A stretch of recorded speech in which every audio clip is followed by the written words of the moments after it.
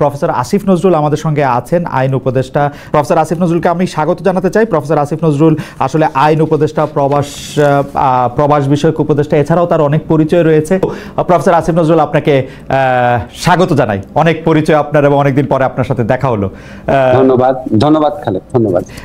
তবে প্রফেসর আসিফ নজরুল, আমরা প্রথমে আপনাকে একটু, আমরা আজকে অনেকগুলি বিষয় নিয়ে কথা বলতে চাবো, কারণ আপনি যখন আমাদের এখানে যুক্ত হয়েছেন তখন অনেকগুলি বিষয়, বিশেষ করে আপনি কি করছেন, কি করবেন, সেগুলি নিয়েও অনেকের অনেক কৌতূহল আছে। কিন্তু প্রথমে আমি যেটি জানতে চাইবো যে প্রফেসর ডক্টর মোহাম্মদ ইউনূসের যে সফর, সেই যুক্তরাজ্যে উনি যে সফর করছেন, সেই সফরটিকে কি রাষ্ট্রীয় বা সরকারি সফর বলা যাবে বা বলা হচ্ছে? দেখেন, আমি এই টেকনিক্যালিটির মধ্যে যাব না, তবে আমি জানি এই সফরের অন্যতম উদ্দেশ্য ছিল যে আপনার ব্রিটেনে আমাদের শেখ হাসিনা গভর্নমেন্টের যে মন্ত্রীরা ছিল, যে পাওয়ারফুল লোকটা ছিল, এমনকি শেখ হাসিনার পরিবারের সদস্যরা, তাদের যে অবৈধ সম্পদ বিত্ত রয়েছে সেটা ফিরিয়ে আনার ব্যাপারে অগ্রগতি একটা লক্ষ্য ছিল। সেখানে আমাদের বাংলাদেশে ইনভেস্টমেন্টের ব্যাপারে, আপনার ট্রেডের ব্যাপারে একটা অগ্রগতি অর্জনের প্রচেষ্টা ছিল। এছাড়া আপনার যদি সম্ভবত আপনার এখানে ইউকের যে প্রধানমন্ত্রী আছেন ওনার সাথে দেখা হওয়ার একটা চিন্তাও ছিল আর কি। আর এই সফরগুলো আপনার পররাষ্ট্র মন্ত্রণালয়ের মাধ্যমে সমন্বয় করা হয়। কিন্তু যখন আপনার প্রবাসী কল্যাণ সংক্রান্ত বিষয় থাকে, যেমন ধরেন স্যার যদি মালয়েশিয়া যখন যাবেন তখন উনি আমার সাথে খুব ডিটেইল আলোচনা করবেন, ফলে এটা আমার সাথে খুব বেশি ডিটেইল আলোচনা করা হয়নি। আরেকটা জিনিস আপনি জানেন যে এখানে তারেক রহমান সাহেবের সাথে দেখা হতে পারে, এটা নিয়ে আমাদের বাংলাদেশের প্রতিটা মানুষের মনে আগ্রহ রয়েছে। অবশ্যই গণতন্ত্র মনা যারা মানুষ, তাদের মনের মধ্যে আগ্রহ রয়েছে। সেই সফরটা খুব সম্ভবত হচ্ছে আগামীকাল। কিন্তু স্যার, আমি যেই কারণে এই প্রশ্নটা আসলে করা, যে বাংলাদেশের একজন সরকার প্রধান ইংল্যান্ডে যাচ্ছেন, সরকারি তরফ থেকে তাকে বিমানবন্দরে স্বাগত জানানো হচ্ছে না, প্লাস আমাদের মানে যে প্রেস উইং, সেই প্রেস উইং জানাচ্ছেন যে না, ওই ব্রিটিশ প্রধানমন্ত্রীর সাথে সাক্ষাৎ হওয়ার কথা ছিল কিন্তু তিনি আছেন কানাডায়। পরে আবার বলা হচ্ছে যে না, এটা একটু ভুল হয়েছে।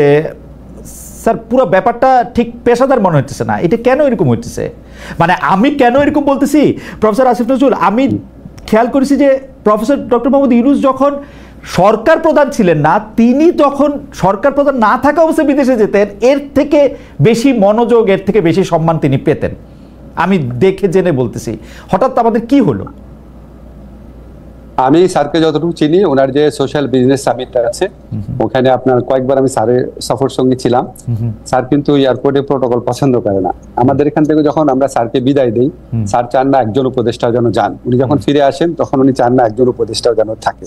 তো উনি যদি চাইতেন বা উনি যদি ওরকম ভাবে এক্সপেক্ট করতেন বা ওইভাবে যদি অ্যারেঞ্জ করা হতো, স্যারের জন্য আপনার বিশিষ্ট ব্যক্তিরা আপনার এয়ারপোর্টে ওয়েট করতো না, এটা আমি বিশ্বাস করি না। আর এখানে একদম মানে পিন পয়েন্টেড করে কি এক্স্যাক্টলি চাওয়া হয়েছিল সেটা আপনি আমার মনে হয় যে পররাষ্ট্র মন্ত্রণালয় আছে, আমাদের প্রেস উইং আছে, ওনারা ব্রিফ করবেন, আপনারা জানতে পারবেন। আচ্ছা, আমি প্রফেসর ডক্টর মোহাম্মদ ইউনূস, আপনি আগেই বলেছেন জনাব তারেক রহমানের সাথে সাক্ষাৎ করার তার কথা আছে, কিন্তু তার আগেও আমরা চ্যাথাম হাউসে যে ইন্টারভিউ দেখলাম, সেই ইন্টারভিউতে দেখলাম যে তিনি বলছেন যে নির্বাচিত সরকার এলে তিনি থাকবেন না, এটা তিনি জোর দিয়ে বলছেন। পাশাপাশি তিনি বলছেন যে তার ক্যাবিনেটে যারা আছেন তারাও কিন্তু থাকবেন না বা আগ্রহ দেখাবেন না। এখানে আমার দুইটা প্রশ্ন আছে আপনার সম্পর্কে। তো আমরা শুনি যে আপনি অলরেডি আমাদের, মানে আমি এখন যে শহরে আছি সেই শহরে বাড়ি কিনছেন, থাকতে শুরু করেছেন, আপনার পরিবার সেখানে থাকছে এবং আপনি যুক্তরাষ্ট্রে সেটেল হবেন, এইগুলি কেউ আমাকে খুব জোর দিয়েও বলছেন। আপনি যদি একটু বলতেন। আচ্ছা, এটা তো হঠাৎ আকস্মিকভাবে প্রসঙ্গটা এলো, তাও বলছি আপনাকে যে যারা বা যে এই গুজবটা রটিয়েছে যে যুক্তরাষ্ট্রে আমরা বাড়ি কিনেছি, আমার পরিবার চলে গেছে, এবং যারা এগুলি বিশ্বাস করেছেন তাদের কাছে আমি একটা বিনীতভাবে প্রশ্ন করি যে আপনারা যার কথা শুনে বিশ্বাস করেছেন তার কাছে আপনারা কেন জানতে চান না উনি বাড়িটা কোথায় কিনেছে, অ্যাড্রেসটা কোথায়, ওই বাসাটার ছবিটা কোথায়? আপনি আমেরিকাতে আছেন অনেকদিন ধরে, আপনি জানেন আমেরিকায় যদি কেউ কোনো প্রপার্টি ওন করে, ফ্ল্যাট হোক, জমি হোক, আমি বা আমার স্ত্রী বা আমার পরিবারের সদস্য, এটা পাবলিক ডকুমেন্ট না হলেও আপনি পেইড যে সার্ভিস প্রোভাইডার আছে তাদের কাছ থেকে যে কোনো ভাবে এটা জানা সম্ভব কিনা বলে? রাইট, সম্ভব, একদমই সম্ভব। তো যারা লুকানো সম্ভব না স্যার, আমেরিকা প্রপার্টি করে লুকানো সম্ভব না। যারা এই মিথ্যাচারটা করেছে এবং যারা এই মিথ্যাচারে বিশ্বাস করেছেন তাদের কাছে আমার কয়েকটা কথা আছে। আপনারা নিশ্চয়ই জানেন যে কারো সম্পর্কে সম্পূর্ণ মিথ্যাচার করা, চরিত্র হরণ করা, দোষারোপ করা, এটা ইসলামের দৃষ্টিতে মহাপাপ। এবং আপনি এই মহাপাপটা যারা করলো তাদের কাছে এটা প্রমাণ না যদি আপনি এই মহাপাপীর কথা প্রচার করেন বা শেয়ার করেন, আপনিও মহাপাপ করছেন। ঠিক আছে? আল্লাহর ভয় করেন। আপনাদেরকে আমি গ্যারান্টি দিচ্ছি যে আমেরিকাতে আমার কোনো প্রপার্টি নাই, আমেরিকাতে আমার পরিবারের কারো কোনো প্রপার্টি নাই, আমাদের কোনো ব্যাংক অ্যাকাউন্ট নাই, কিচ্ছু নাই। কিন্তু আপনাদের কাছে আমার এক্সপেকটেশন হচ্ছে যে বা যারা এই মিথ্যাটা রটিয়েছে তাদেরকে বলবেন প্রমাণ দিতে, 1 নাম্বার। 2 নাম্বার হচ্ছে বাংলাদেশে তো আমার বাচ্চারা স্কুলে পড়ে, ঠিক আছে? সেই স্কুলে যারা সহপাঠী আছে, টিচার আছে, তারপর আমার স্ত্রী এক জায়গায় অত্যন্ত প্রসিদ্ধ একটা জায়গায় 6 বছর যাবত ইকোনমিস্ট হিসেবে কাজ করে। উনি বিভিন্ন ইকোনমিক কনফারেন্সে যান। এখানে কারো না কারো কাছ থেকে তো জানা একটা সোর্স লাগবে। কাউকে না কাউকে বলতে, কারো কাছ থেকে যদি না শুনে, কেউই বললো না, আমার ওয়াইফের কলিগ, আমার বাচ্চার স্কুলের টিচার, আমার কলিগ, আমার প্রতিবেশী, কারো কোনো সূত্র উল্লেখ না করে, বাসার অ্যাড্রেস না দিয়ে, দলিল না দিয়ে, কোনো সাক্ষ্য প্রমাণ ছাড়া একটা মানুষ একটা কথা বলে আপনি এটা বিশ্বাস করলেন। এবং এই যে বিশ্বাস করলেন, দাঁড়ান একটা মিনিট, খালেদ আমাকে বলতে হবে, আপনি যেহেতু প্রসঙ্গ তুললেন, আপনি যে বিশ্বাস করলেন, এখন আপনার দায়িত্ব হচ্ছে যে এই কথাটা রটিয়েছে বা যেই কথাগুলো রটিয়েছে তাদেরকে বলেন যে কোনো একটা প্রমাণ হাজির করার। যদি সে প্রমাণ হাজির করতে না পারে বা তারা যদি প্রমাণ হাজির করতে না পারে, তাহলে তাদের কোনো কথা বিশ্বাস করবেন না। আর যদি আমার বা আমার পরিবারের আমেরিকাতে কোনো property, flat, land, bank account কোনো কিছু পান, তাহলে আমাদের সারা জীবন বিশ্বাস করবেন না। বাংলাদেশে যত অনুসন্ধানী সাংবাদিক আছে, আমেরিকাতে যত অনুসন্ধানী সাংবাদিক আছে, সবার কাছে চ্যালেঞ্জ ছুড়ে দিলাম, এই মিথ্যাবাদী, এর পরিচয়, এর মিথ্যাচারের মুখোশ উন্মোচন করেন। কারণ এগুলি করে তারা সরল মনা মানুষ, তাদেরকে বিভ্রান্ত করে, তাদের দুঃখ দেয়। এবং এগুলি আপনার অনেক বেশি হচ্ছে। এই একটা জিনিস প্রমাণ চান, চ্যালেঞ্জ ছুড়ে দিলাম।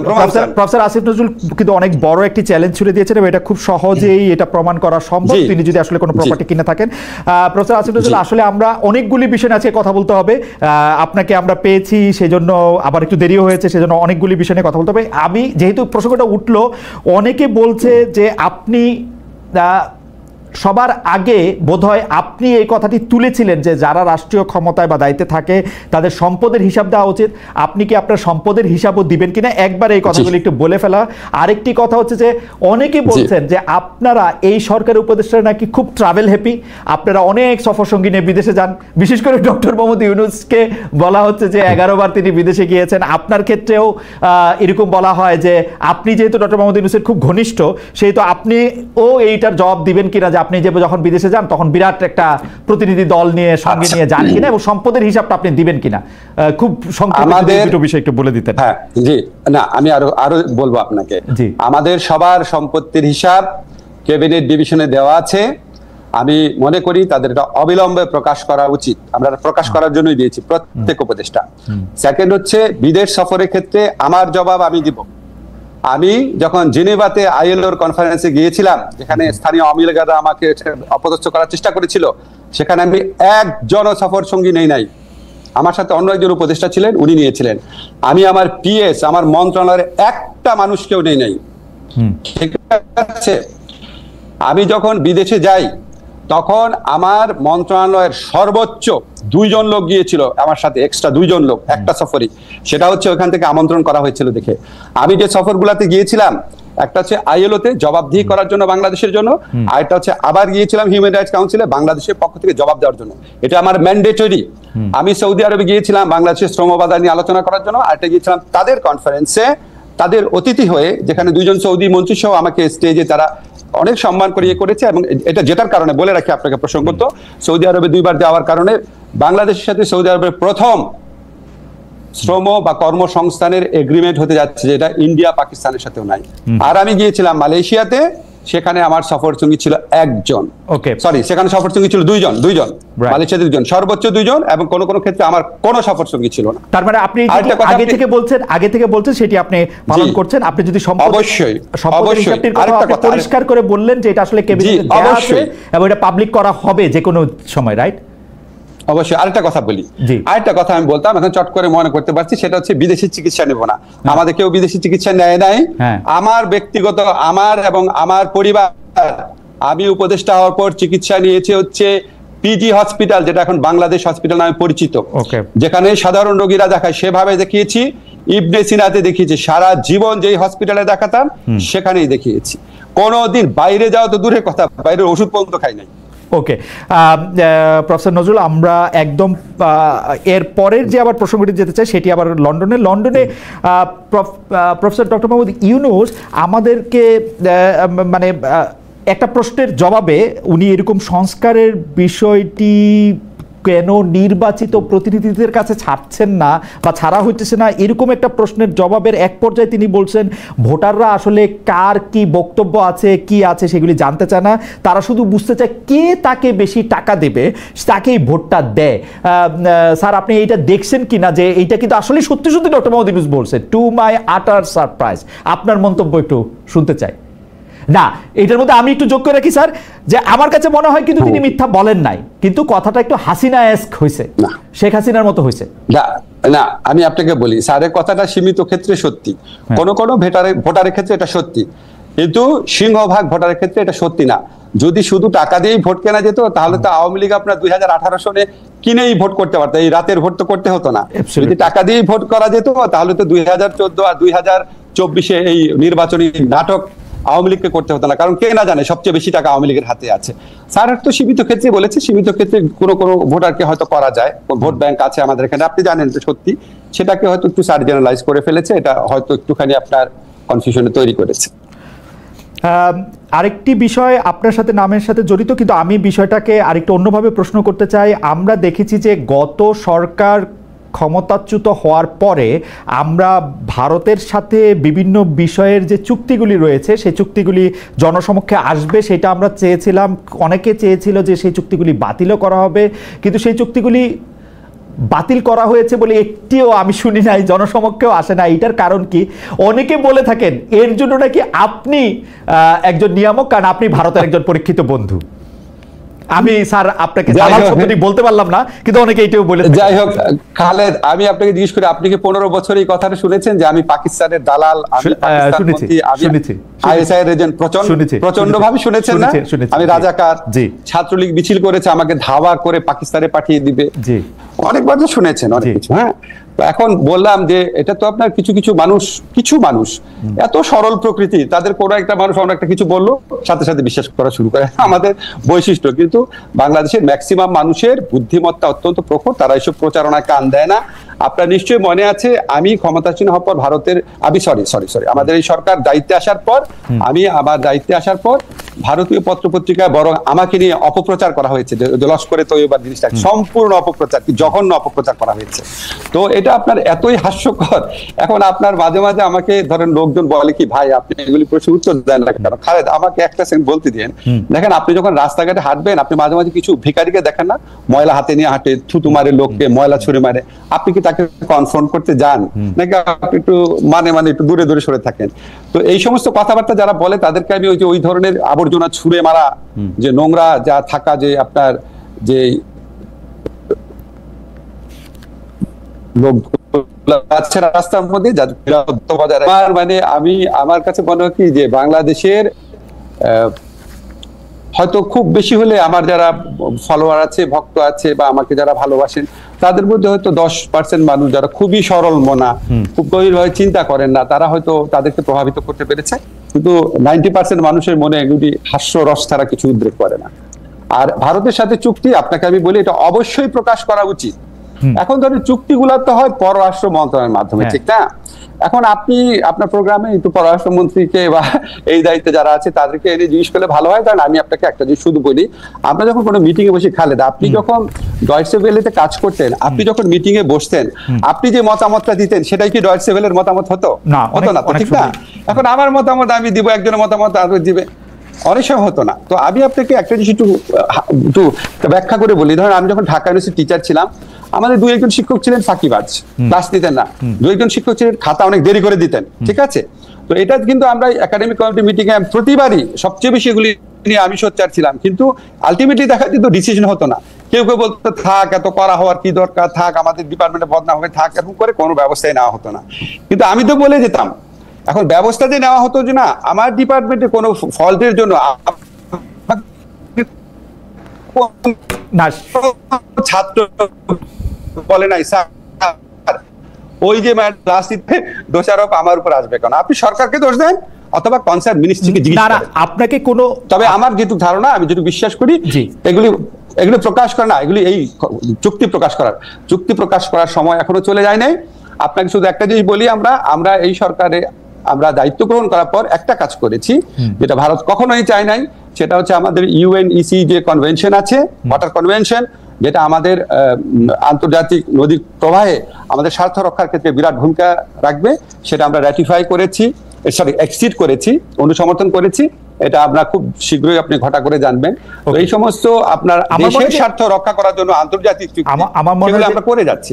আর চুক্তি, আরেকটা কথা শুধু বলি, চুক্তি প্রকাশের সময় এখনো শেষ হয়ে যায় না। অবশ্যই আমি একটু দর্শকদের মনে করে দিতে চাই, যখন আসলে বাংলাদেশে একটা অদ্ভুত অবস্থা ছিল, কেউই আসলে ঠিক মতো কথা বলতে সাহস করতো না, তখন কিন্তু প্রফেসর আসিফ নজরুল, আমি আসলে গত 15 বছরের কথা বলতেছি, প্রফেসর আসিফ নজরুল একদম তার দৃঢ় মানে বুলন্দ আওয়াজে তিনি এগুলি নিয়ে কথা বলেছেন। সেই জন্য আমাদের আশা প্রফেসর আসিফ নজরুলের কাছে অনেক বেশি যে ভারত একচেটিয়াভাবে আপনাকে ট্রান্সশিপমেন্ট বাতিল করে দিচ্ছে, আপনাকে বলছে যে এখানে স্থলবন্দর আমি ব্যবহার করতে দিব না। আমাদের হাতে কি কোনো কার্ড নাই যেটা আমি পাল্টা করতে পারি? আমি পররাষ্ট্র উপদেষ্টার কাছে কাছাকাছি প্রশ্ন করেছিলাম প্রেস সচিবের কাছেও, তারা বলেছেন তারা নাকি কোনো রিটালিয়েশনে বিশ্বাস করে না। প্রেস সচিব, এটা রিটালিয়েশনের কি হইল? মানে ঘটনা হচ্ছে ভারত একচেটিয়াভাবে এগুলি, স্যার আমি আপনার এতদিন ধরে চিনি বলে আমার কাছে মনে হয় যে আপনি এগুলি কেমনে সহ্য করেন, বা আপনি কেন এগুলি কিছু বলেন না, বা আসলেই কি আমাদের হাতে কিছু নাই? Very good question. এখন ধরেন এখন ধরেন আমি আপনাকে বলি, খালেদ, আপনি আমাকে দুইটা প্রশ্ন করছেন, আমাকে একটু টাইম দিবেন বলা যে আপনি এটা কিভাবে সহ্য করেন এবং আপনি কেন বলেন না। আচ্ছা, আমার ল ডিপার্টমেন্টে যেই শিক্ষক ক্লাস নিত না, বা আমার ল ডিপার্টমেন্টে যেই শিক্ষকের একজন দুজন শিক্ষকের কারণে রেজাল্ট পাবলিশ করতে 2-3 মাস দেরি হয়ে যেত, আমার ডিপার্টমেন্টে যেই শিক্ষক ছাত্রদেরকে 0 নাম্বার এবং মাইনাস নাম্বার দিত, আপনার কি মনে হয় আমি এটা সহ্য করতাম? আমি তো প্রত্যেক একাডেমিক কমিটির মিটিং এ বলতাম। তা আপনার কেন মনে হয় না একই রকম সিচুয়েশন এখানেও আছে? কেন মনে হয় না? হতে পারে। এটা আমাদের তো প্রফেসর ইউনুস আছেন, প্রফেসর ইউনুস কেমন এটা না করবেন? মানে আমি আপনার সাথে আমার যে পরিচয় বা আলাপ আছে, হয়তো ডক্টর মোহাম্মদ ইউনুসের সাথে অত আলাপ পরিচয় ঘনিষ্ঠতা নাই, কিন্তু আমি তো উনারে জানি, তো উনারও তো এটাতে নিয়ে মানে নিজে এটা করা উচিত। এবং দেখেন স্যার, আপনার সাথে আমি যখন কথা বলতেছি, অসংখ্য লোক আমাদেরকে বলতেছেন যে 26 লক্ষ ভারতীয়, যদিও এটার কথা আপনি আগে বলছেন, কিন্তু আসলেই তো কোনো চেঞ্জ হয় নাই। মানে হাসিনা সরকার আর ইউনুস সরকারের কি তফাৎ ভারতের ইয়াতে? এটা আমি একটু আপনাকে বলি, এটা তো আমার ক্ষেত্রে কথা, স্যারের ক্ষেত্রে স্যার অনেক বড় প্রেক্ষিত থেকে জিনিসটা দেখে, আমি তো অত বড় প্রেক্ষিত থেকে দেখতে পারি না, ফলে আমার পক্ষে অ্যাপ্রোপ্রিয়েট আনসার করা সম্ভব না ভারতের ব্যাপারে, ভূমিকার ব্যাপারে। যত বৈদেশিক সম্পর্কের যে ব্যাপার আছে সেটার সাথে কোনোভাবেই আমি ইনভলভ না। বৈদেশিক সম্পর্ক দেখে আমাদের পররাষ্ট্র উপদেষ্টা আছে, আমাদের ওই যে আমাদের হাই রিপ্রেজেন্টেটিভ খলিল সাহেব আছে, দেখে আমাদের স্যার দেখে। আপনার মনে হয় কি, আপনি ধরেন আপনি খালি ধরেন ডয়েটসে ওয়েলেতে একটা জিনিস প্রচার হলো কেন, তখন আপনি যদি কেউ জিজ্ঞেস করতো, আপনার কাছে মনে হতো ডয়েটসে ওয়েলের জার্মান ভার্সনে কি প্রচার হচ্ছে আমি কি জানি। তো আমার কাছে এরকম অবস্থা, আপনি উনাদেরকে জিজ্ঞেস করেন, এবং আমার ধারণা উনাদের আরো অনেক অনেক বড় প্রেক্ষিত থেকে দেখে অ্যাপ্রোপ্রিয়েট সময় অ্যাপ্রোপ্রিয়েট ব্যবস্থা নেবেন। এখন আপনি বলেন, ধরেন আমাকে অনেকেই বলে যে 26 লক্ষ ভারতীয় ব্যাপারটা, তো 26 লক্ষ ভারতীয় ব্যাপারটা যদি বলে থাকি তাহলে এটা অত্যন্ত ভারত বিরোধী কথা। তো একই সাথে 26 লক্ষ ভারতীয় বললেন, এটা এত বড় একটা কথা বললেন আপনি, আবার বলে ভারতের দালাল, কোনো কিছু ঠিক নাই। 26 লক্ষ ভারতের ব্যাপারে ভাই একটা কথা ব্যাখ্যা করি, আমরা যখন 15 বছর অ্যাক্টিভিজম করতাম, অনেক জায়গায় অনেক ভাষণ দিতাম, অনেক বক্তব্য দিতাম, যখন আমরা বক্তব্য দিতাম প্রত্যেকটা কথা অ্যাকিউরেট হতো না। এখানে আমি সিপিডির একটা রিসার্চ পেয়েছিলাম, আমি এটা আগের অনুষ্ঠানে ডিটেইল বলেছি, বলেছে 5 লক্ষ, সিপিডি বলেছে 5 লক্ষ, আরেকটা বলছে এর চেয়ে অনেক বেশি হতে পারে। এখন ধরেন আমার যদি অ্যাকচুয়াল ফিগারের চেয়েও ইম্পর্টেন্ট ব্যাপার ছিল ব্যাপক সংখ্যায় রয়েছে। এখন আপনি আমাকে বলেন, সিপিডির মতো একটা প্রতিষ্ঠান যেটা দেবপ্রিয়দা পরিচালনা করে, সিপিডির মতো প্রতিষ্ঠান যদি 5 লক্ষ বলে, আমার মাথায় তো ওইটাই গেঁথে আছে যে লক্ষ অনেক লোক কাজ করে। এখন ওইখানে বলতে গিয়ে হ্যাঁ হতে পারে যে 26 লক্ষের মধ্যে এক্সাজারেশন আছে, কিন্তু বিপুল সংখ্যক তো ছিল। এখন বিপুল সংখ্যক ভারতীয় আপনার যারা চাকরি করত, তারা 5 অগাস্ট থেকে 8 অগাস্টের মধ্যে চলে যায় নাই, এটা আপনাদেরকে কে বললো? ওই সিচুয়েশন দেখে যদি আওয়ামী লীগের, একটা সেকেন্ড ভাই, আওয়ামী লীগের যদি হাজার হাজার লোক চলে যেতে পারে, ভারতীয় লোক চলে যাওয়ার কথা না। সেটা তো আপনার কনসার্ন যারা মিনিস্ট্রি আছে, অথরিটি আছে, তাদেরকে আমি তাগিদও দিয়েছি, বিদাকে বলেছি। আমার মনে হয় যে এই ব্যাপারটা আপনি আসলে বলেছেন, পরিষ্কার করেছেন, এবং চলে যেতে পারে সেই সংখ্যা। তারা আবার যেহেতু আপনি যখন বলেছিলেন যে ভারতীয় একটা বিপুল সংখ্যায় কাজ করতে পারে, এবং সিপিটির উদাহরণটা দিয়েই আপনি বলেছিলেন, এবং জনাব তৌহিদ হোসেন যিনি আজকে পররাষ্ট্র উপদেষ্টা, তিনিও কাছাকাছি একটি কথা বলেছিলেন, এবং সেইটার ব্যাখ্যা নানা রকম হতে পারে। যেহেতু তারা কি বলে নিবন্ধিত উপায়ে কাজ করতেন না, তাদের আসলে চলে যাওয়াটা অনেক বেশি সহজ, মানে ফ্লাইট ধরে, বাস ধরে, ট্রেন ধরে চলে গেলেই হলো। আমাকে একটু বলতে দেন প্লিজ, এটা জরুরি খুব ইনফরমেশন। ধরেন আমাদের এখানে যারা ভারতীয়রা কাজ করতো, এটা আমরা ইনভেস্টিগেট করে জেনেছি, ওনাদের ওয়ার্ক পারমিট ছিল না। এটা কিভাবে সম্ভব হয়েছিল? এটা হাসিনা সরকার একটা ব্যবস্থা করেছিল, যখন একটা কোম্পানি কাজ পেত, ধরেন ভারতীয় একটা কোম্পানি একটা প্রকল্প পেল, ভারতীয় কোম্পানি যখন প্রকল্পটা পাবে, প্রকল্পের যারা স্টাফ ছিল তাদের জন্য কোনো ওয়ার্ক পারমিট লাগতো না। এটা আপনার খবর নিয়ে দেখেন, এটা আমি এই ইনভেস্টিগেট করে জেনেছি এটা কেন। ফলে আপনি ডকুমেন্টেড পাবেন না। এখন আপনার ধরেন ভারতীয় প্রকল্পে কাজ করছে হাজার হাজার লোক, 5 অগাস্ট থেকে 8 অগাস্টের সিচুয়েশন দেখে, যেখানে আওয়ামী লীগের প্রায় আপনার 10-20 হাজার লোক পালিয়ে গেছে, তো তারা ওখানে বসে থাকবে? ওকে, ঠিক আছে। এটা নিয়ে নিশ্চয়ই ভবিষ্যতে যখন আপনারা আরো জানবেন, তখন নিশ্চয়ই আমরা আরো পরিষ্কার একটা ছবি পাবো। কিন্তু প্রফেসর আসিফ নজরুল, আমি আপনার কাছ থেকে, যেহেতু সাংবাদিকতার 2-1টা পাঠও আপনার কাছ থেকে আমার মানে প্রতি সময়ই নিতে হয়, সেজন্য একটু সাংবাদিকতার জায়গা থেকে, বাংলাদেশে তো ডিজিএফআই কেন্দ্রিক আইনগুলি চেঞ্জ তো হয় নাই। মানে কেন আমি এই প্রশ্নটা করতেছি, ডিজিএফআই, এসবি এগুলি তো সরকার প্রধানের কাছেই আসে, এখনো সেনা প্রধানের কাছে তো না। মানে ডিজিএফআই তো আপনার না, সরকার প্রধানকে রিপোর্ট করে। ডিজিএফআই তো না, সরকার প্রধানকে রিপোর্ট করে, সেনা প্রধানের কাছে রিপোর্ট করে না। রাইট। এখন আপনি ধরেন, আমি আপনাকে একটু বলি, আপনি যেহেতু বলেছেন শুনে, আমাদের যে বিভিন্ন সংস্কার কমিশনের প্রস্তাব এসেছিল, ওই প্রস্তাবগুলো আমরা ভাগ করে এই কাজটা আমি এবং আরো কয়েকজন মিলে করেছি। যে মিনিস্ট্রির কাজ সেই মিনিস্ট্রিকে দেওয়া হয়ে গেছে। আমার মিনিস্ট্রিতে যে কাজ আসছে, যেটা আইন মন্ত্রণালয়ের অধিভুক্ত বিষয়, সেই আইন মন্ত্রণালয়ের অধিভুক্ত বিষয় এবং এমনকি অন্যান্য মন্ত্রণালয়ের অধিভুক্ত বিষয়, সেটাও কয়েকটা কাজ আমরা করে দিয়েছি। যেমন নারী ও শিশু নির্যাতন দমন আইনের অ্যামেন্ডমেন্ট, সেরকম আমরা 7টা মেজর অ্যামেন্ডমেন্ট করেছি, 7টা। আরো ধরেন 4-5টা আগামী 1 মাসের মধ্যে হবে। একটা মিনিট দাঁড়ান। এখন অন্য মন্ত্রণালয় কেন করছে না বা কোথায় বাধা আছে, ভাই তাদের জিজ্ঞেস করেন। এখন আমি পড়াতাম ঢাকা বিশ্ববিদ্যালয়ে, দাঁড়ান, আমি ঢাকা বিশ্ববিদ্যালয়ে পড়াবো এনভায়রনমেন্টাল ল। এখন কনস্টিটিউশন ল যে পড়াচ্ছে, সে খারাপ পড়াচ্ছে কেন, সেটাকে আমাকে কেউ জিজ্ঞেস করতো না? তো কমন সেন্সের ব্যাপার। এখন আপনি ধরেন লিভারপুলের কোচ, লিভারপুল টিম খারাপ খেলছে, এখন আপনি এটা কি ম্যানচেস্টার ইউনাইটেড কোচকে জিজ্ঞেস করেন, ভাই লিভারপুল খারাপ খেলতেছে কেন? তাদের জিজ্ঞেস করেন। না না না প্রফেসর নজরুল, আমার প্রশ্নটা আসলে এটা না, মানে আমার এইটাও একটু পরিষ্কার হওয়ার দরকার ছিল যে এই সরকারের সময় কোনো চেঞ্জ আসছে কিনা, যাতে director general of forces intelligence এখন সরকার প্রধানকে রিপোর্ট না করে আর কাউকে রিপোর্ট করে কিনা। সেইটা রিপোর্ট করলে আমার একদম সরাসরি প্রশ্ন, প্রফেসর আসিফ নজরুল, কোনোভাবে কি সরকার প্রধানকে না জানিয়ে সাবেক রাষ্ট্রপতি জনাব আব্দুল হামিদের বিদেশে যাওয়া সম্ভব?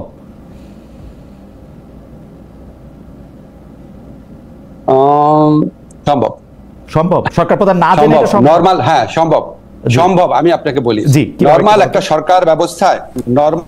সরকার ব্যবস্থায় অনেক ক্লিয়ার চেইন অফ কমান্ড, অনেক কোঅর্ডিনেশন, অনেক প্রেডিক্টেবল ডিফাইন্ড রোল থাকে। আমাদের মতো একটা সরকারে এই জিনিসগুলোর কিছুটা ঘাটতি থাকা স্বাভাবিক, অস্বাভাবিক না। আপনি বিপ্লব উত্তর বা গণ অভ্যুত্থান উত্তর যে কোনো সরকার ব্যবস্থার মধ্যে এটার ছায়া দেখবেন। আপনি দেখবেন বাংলাদেশ স্বাধীন হওয়ার পর যে সরকার গঠিত হয়েছিল, সেখানেও কিন্তু অনেক আক্ষেপ থাকতো। সর্ব ক্ষমতাধর অধিকারী জিনিস, উনি বলতো আমার কম্বলটাকে নিয়ে গেল, মানে উনারও একটা অসহায়ত্ব প্রকাশ পেত। খেয়াল করে দেখেন, এটা একটা নর্মাল পিরিয়ড না, এটা একটা ট্রানজিশনাল পিরিয়ড। ট্রানজিশনাল পিরিয়ডে অনেক কিছু হয় যেটা খুব ব্যাকরণ মতো হয় না। এটা আমার জীবনে একটা অদ্ভুত অভিজ্ঞতা, সত্যি অন্যরকম। এখানে কোনো কিছু ডিফাইন না, এবং প্রতিষ্ঠানগুলা ভেঙে পড়েছিল, প্রতিষ্ঠানগুলার মরাল স্ট্রেংথ ডিস্ট্রয়েড হয়ে গিয়েছিল। এবং আপনি ধরেন, আমি একটু জাস্টিস করে বলি, অন্যান্য মন্ত্রণালয়ের ব্যাপারে অন্যান্য মন্ত্রণালয় কি কাজ করছে আপনার ওনারাও হয়তো অনেক কাজ করে, হয়তো সংস্কারের ক্ষেত্রে কম কাজ করছে, কিন্তু ডে টু ডে কাজ অনেক বেশি করছে। হয়তো আপনার ডে টু ডে কাজ কম করছে, সংস্কার বেশি করছে। আপনারা যখন একটা প্রোগ্রাম করবেন, আপনারা সিরিজ করেন, আমি আপনাদের একটা আইডিয়া দিই। ধরেন আমাদের সরকারের তো 50% সময় পার হয়ে গেছে, আপনি এটা 10 মিনিটের প্রোগ্রাম করেন, প্রত্যেকটা মন্ত্রীকে জিজ্ঞেস করেন যে ভাই আপনি এই যে 10 মাস হলো 50% সময় চলে গেছে, আপনারা কি করেছেন? আপনি একটু বলে দিন যাতে সবাই আমার কথা মানে শোনে আর কি। কিন্তু প্রফেসর আসিফ নজরুল, আপনি একটা জিনিস খেয়াল করে দেখেন যে 3 সদস্যের একটা তদন্ত কমিটি, খুবই উচ্চ পর্যায়ের, এটা কমিটি না, এটা কমিশন গঠন করা হয়েছে, কিভাবে উনি চলে গেলেন। এতে মনে হয় না যে মানে কেউ কোনো কিছু দেখে নাই, কারোই কোনো কিছু জানা নাই, অথচ মেশিন রিডেবল পাসপোর্টে এখন আমি বাইরে গেলেও আমাকে কিন্তু ইন্সপেক্টর সাহেব অনেকগুলি প্রশ্ন করেন। হামিদ সাহেবকে কি সেই প্রশ্নগুলি করা হয় নাই? উনার পুরো আমল নামা সেই স্ক্রিনে থাকে, এটা সম্ভব? আপনি খালেদ, আপনি এবং এই সরকারের বাইরে যারা আছে তারা প্রত্যেকে আমার চেয়ে অনেক সুখী, ইন এ সেন্স আপনাদের মনে প্রশ্ন আসলে আপনার প্রশ্নটা করতে পারেন, কিন্তু ধরেন আপনি যখন একটা সরকার কাঠামো থাকবেন, আপনি প্রশ্ন আসলেও সেটা আমার মনে হয় যে জায়গাতে আমার মনে হয় এটা পরিষ্কার। আপনি যেহেতু তাহলে আমি আপনার বিষয়ে প্রশ্নটা একটু করি। প্রফেসর আসিফ নজরুল, ইশাক হোসেন মেয়র পদে নিয়োগ পাবেন কি পাবেন না সেটা নিয়ে একটা জটিলতার পর্যায়ে আমাদেরকে স্থানীয় সরকার বিষয়ক যিনি উপদেষ্টা আছেন আসিফ মাহমুদ সজীব ভুঁইয়া, তিনি আমাদেরকে জানালেন যে এটা আমরা আইন মন্ত্রণালয়ের মতামত দিয়ে জানতে চেয়েছি, আইন উপদেষ্টা বাইরে আছেন, সেই জন্য আমরা কিছু জানাতে পারছি না বা সেটা হচ্ছে না। এই করতে করতে তারিখ পেরিয়ে গেল, এক ধরনের জটিলতা তৈরি হলো। কিন্তু আমাদেরকে কেউ কেউ বলছেন ইশাক সাহেবকে যে মেয়র পদে বসতে দেয়া হবে না, এটা নাকি আপনি এপ্রিলের মাঝামাঝি সময়, মানে যখন নির্বাচন কমিশনের সিদ্ধান্ত দিয়েছে তখনই নাকি আপনি ঠিক করেছেন যে এটা তাকে বসতে দেওয়া হবে না, এবং পুরো প্লটটা আপনার করা, এবং আপনি বিদেশে চলে যাবেন যাতে আপনি জবাবটা না দিতে হয়। প্লটটা কি আমি বিএনপির বিপক্ষে করেছিলাম? জি, আপনি বিএনপির বিপক্ষে করেছেন। বিএনপির বিপক্ষে। গুড। আমি তো সারাক্ষণে শুনি আমি বিএনপির পক্ষে কাজ করি। এইটা বিপক্ষে করেছেন কেন জানি। আচ্ছা শোনেন, আমি আপনাদের ভেরি ক্লিয়ারলি বলি, জি আমার কনসিয়েন্সের কাছে আমি 100% ক্লিয়ার। ইশাকের যে জাজমেন্টটা ছিল বিচারিক আদালতে সেটা ত্রুটিপূর্ণ ছিল। আমাদের হাইকোর্টের জাজমেন্ট আছে, ইলেকশন পিটিশন হচ্ছে কোয়াসি সিভিল ম্যাটারে পিটিশন চেঞ্জ করা যায় না। এই যে রায়টা, এই রায়টা রিপোর্টেড না, সেই জন্য অনেকের হয়তো নজরে পড়ে না। রিপোর্টেড কেস সবার নজরে পড়ে। এখন বিচারিক আদালত যখন এই রায়টা দিয়েছে, রায়টা ত্রুটিপূর্ণ ছিল, কারণ ইশাক সাহেব উনি প্লেন চেঞ্জ করেছিলেন।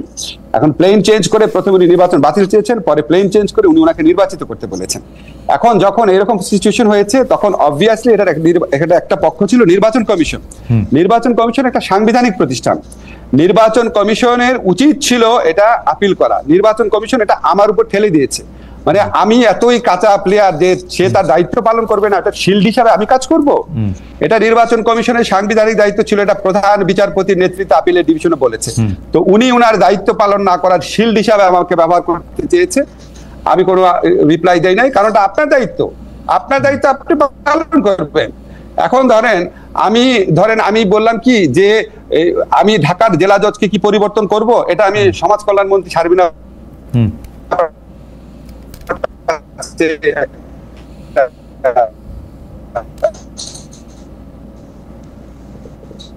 মতামত ছিল। আপনারা মানে আমাকে শিল্ড করে আমি ওয়েট করেছি স্যার ফিরে আসুক, 10 কার্য দিবস তখনও শেষ হয় না। আপনি মনে রাখবেন লতে 10 দিন মানে 10 কার্য দিবস। স্যার যেদিন আসবে স্যারের সাথে একটু কথা বলবো, পরামর্শ করবো এই সমস্ত ব্যাপারে। যেদিন আসবে স্যার ঠিক তার আগের দিন ওনারা আপনার গেজেট নোটিফিকেশন করে ফেলেছে। কোন রকম বদমতলব বাজে মতলব আমার নাই। আমি আপনাকে বলে রাখি, বাংলাদেশে কোনো মানুষ বিশ্বাস করবে না যে আমি বিএনপির শত্রু। আমি মনে করি ইশাক যে জাজমেন্টটা আসছে এটা ইশাকের দোষ না। জাজমেন্টটা আসছে এটা আমাদের ফ্লজ একটা জাজমেন্ট ছিল। এখানে ইলেকশন কমিশন যদি প্রপারলি আপিল করতো, আপিলের ডিভিশন যেহেতু হাইকোর্টেরই রায়, নিশ্চয়ই হাইকোর্টের নজরে আসতো, তখন আপনার এই কেওটিক অবস্থাটা তৈরি হতো না। এই কেওটিক অবস্থাটা তৈরি হয়েছে যদি নির্বাচন কমিশন আপনার সাথে সাথে আপিল করতো। আপনি তো জানেন সরকার, আপনি সাংবাদিক, সরকারি যে কোনো নির্বাচনে মানে মামলায় হারলেই আপিল করে, ঠিক না, নর্মালি আপিল করে। আপিল করলে এই সিচুয়েশনটা হতো না। এখানে কোন রকম বদমতলব, কোনো পক্ষপাতিত্ব কিছু নাই। আমি অ্যাকর্ডিং টু ল যেটা সেটা আমি করতে চেয়েছি। দুইটা মানে আমি আমি আমি আমি আইনের ওই জায়গায় যেতে চাই না, কারণ দুই রকম ভাবেই এইটার ব্যাখ্যা দেওয়া হয়েছে। কেউ একজন বলছেন যে নির্বাচন কমিশনটাই তো আলাদা, সুতরাং নির্বাচন কমিশন তো এই রায়ে খুশি, ওরা তো আগের নির্বাচন কমিশনের মানে যে ভুল বা তাপসের জনাব তাপসের পক্ষে গিয়ে তো আর তারা আপিল করবে না, এটা কেউ কেউ বলছেন। আমি একটু প্রশ্নটা করি। আমার প্রশ্নটা হচ্ছে যে এইটা চট্টগ্রামের মেয়র ডক্টর শাহাদাতের থেকে কি জন্য আলাদা বিষয়টা, মানে ডক্টর শাহাদাতের কেস আর ইশরাক সাহেবের কেস কেন আলাদা প্রফেসর আসিফ নজরুল? আমি বলি, ইশরাক প্রথম যেটা চেয়েছিল সেটা হচ্ছে নির্বাচনের ফলাফল বাতিল করা। তো ফলাফল বাতিল করলে এটা তাপসের পক্ষে যেত কিভাবে? এটা তো অ্যাবসার্ড কথা। সেকেন্ড কথাটা হচ্ছে শাহাদত সাহেবের যেটা সেটাই আমাদের ভুল ছিল সরকারের। তখন আমাদের স্থানীয় সরকার মন্ত্রী ছিলেন প্রয়াত হাসান আরিফ। উনি এটা মানে উনি আমাদের এখানে আমরা তখন মাত্র দায়িত্বে এসেছি, আমরা খুব বেশি কনসালটেশন খুব বেশি কনসালটেশন হওয়ার আগে উনি প্রধানত নিজের উদ্যোগে শপথ পড়িয়ে দিয়েছেন। আর শাহাদত সাহেবের যেটা ছিল, আমি শাহাদত সাহেবের কেসটা দেখি নাই, সম্ভবত উনি প্লেন চেঞ্জ করেন নাই, ওইটা আমাদের একটা মিস্টেক ছিল। এখন ধরেন একটা মিস্টেক হয়ে গেছে, সেই মিস্টেকটার কারণে আমার নজরে যখন আসছে, যখন আমার কাছে মতামত চাওয়া হয়েছে এবং যখন এটা নিয়ে লেখালেখি হচ্ছে, যখন এই জিনিসটা ক্লিয়ার হয়েছে এবং যখন এটা নিয়ে এত বেশি শোরগোল হচ্ছে, আমি অ্যাটর্নি জেনারেল অফিসের মাধ্যমে, আমি আমার যারা কনসার্ন লিগ্যাল অ্যাডভাইস করেন, যারা আমার ল মিনিস্ট্রির মাধ্যমে, আমি তখন 100% কনভিন্সড হয়েছি যে না, প্লেন চেঞ্জ করা যায় না। এবং ইলেকশন কমিশন যখন আমার কাছে জানতে চেয়েছে তখন তো আমাকে আরো ভালো করে দেখতে হয়েছে। ওই সময় তো ইলেকশন কমিশন আমার কাছে জানতে চায় নাই না, মানে এক যাত্রায় পৃথক ফল। এবং আমরা দেখতে পাচ্ছি যে জনাব আসিফ মোহাম্মদ সজীব ভুঁইয়া তার পছন্দ মতো প্রশাসক নিয়োগ দিয়ে দিচ্ছেন, এইটা আবার 2 দিনের জন্য একটা মেয়রের ব্যাপারে তিনি এরকম বাধা দিচ্ছেন, পুরো রাষ্ট্র কাঠামোর জন্য ব্যবহার করা হইতেছে। এটা একটু আমি একটু আপনাকে বলি, জি, আমি যদি আপনাকে এভাবে বলি, হাসান আরিফ স্যার যে ভুলটা করেছেন যে কোনো কারণে, আসিফ সেই ভুলটা করতে চায় নাই, এটাও তো এইভাবে ইন্টারপ্রেট করা যেতে পারে। আর সমস্যাটা দেখেন আপনাকে আমি বলি, যখন ইশরাকের এই প্রোগ্রামগুলো চলছে তাকে মেয়র ঘোষণা করতেই হবে, এবং শোনা যাচ্ছে যে আমরা তাকে যখন ইলেকশন কমিশন তাকে আপনার গেজেট নোটিফিকেশন করে দিল, তখন আমার অফিসে একদিন নুরুল হক নূর এসেছিল। নূর আমাকে বলতেছে, নাম ধরে ধরে বলতেছি, যে আমাদের একটা ইসলামিক রাজনৈতিক দল তারা 6000 লোকে লিস্ট করেছে, কাউন্সিলর এরকম সহ, এবং তারা নূরকে বলছে, স্যার এরা তো বলছে যে বিএনপি দিয়ে দিচ্ছে, আমাদেরও দিয়ে দিবে। সারা দেশে যত কাউন্সিলর আছে, ইউনিয়ন পরিষদ মেম্বার আছে, কমিশনার আছে, সবাই মিলে তখন পাগল হয়ে গেছে আপনার, যে সবাই ইলেকশন ঘোষণা করতে হবে। তাইলে আপনি সেন্ট্রাল থিম হচ্ছে আমরা শেখ হাসিনা যে ইলেকশন, পৃথিবীর ইতিহাসে জঘন্যতম ইলেকশন, এই জঘন্যতম ইলেকশনে ইলেক্টেড লোকগুলোকে সারা বাংলাদেশে ইলেক্টেড ঘোষণা করবো, এটা একটা এথিক্যাল পয়েন্ট। এবং এই এথিক্যাল পয়েন্টে আমি আপনাকে বলি, এথিক্যাল পয়েন্টে আমি স্ট্রংলি বলেছি এটা সম্ভব না, এটা আদালতের এই রায় ফলটি এটার বিরুদ্ধে আপিল করতে হবে, এটা তাদের দায়িত্ব ছিল। এবং সেখানে আমার মধ্যে কোনো বায়াসনেস নাই। বিএনপি 10টা ভালো কাজ করলে 10টা ভালো কাজ আমি সমর্থন করব, কিন্তু যেই কাজটা আমার মনে হয়েছে তারা ভুল করেছে বা আমাদের বিচার ব্যবস্থার ভুলের কারণে তারা এই দিকে আপনার ইনফ্লুয়েন্স হলে ভোট করেছে, সেটা আমাকে কারেক্ট করতে হবে আমার যখন সুযোগ থাকবে। ওকে, আমার মনে হয় যে এই বিষয়টা নিয়ে আপনি যেটাকে জনাব মরহুম হাসান আরিফ সাহেবের ভুল এবং জনাব আসিফ মোহাম্মদ সজীব ভুঁইয়ার ভুল না করার ইচ্ছা, 6000 নতুন কাউন্সিলরের মানে তাদেরকেও আসলে ইলেক্টেড করার জায়গাটা তৈরি হইতেছে কিনা, সেইটা